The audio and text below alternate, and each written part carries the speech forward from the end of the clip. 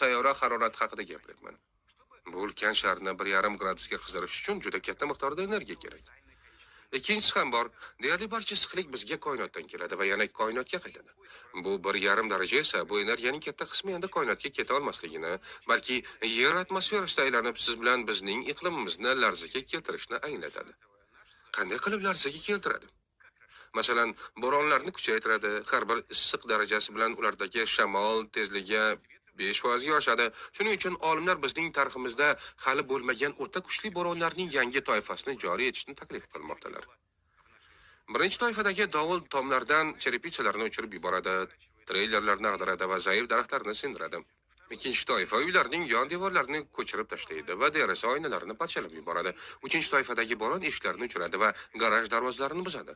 To'rtinchisi esa ko'plab daraxtlar va uylarning qoplamalariga shikast yetkazadi. Nihoyat shamol tezligi 250 km/soatdan yuqori bo'lgan 5-toifadagi dovul beton uylardan tashqari deyarli barcha uylarni vayron qiladi. Bu tasnif bizga kamlik qildi. Axir 2015-yilda Patricia to'foni bir sutkada 1-toifadan 5-toifaga o'tdi. Keyin esa undan ham oshib ketdi.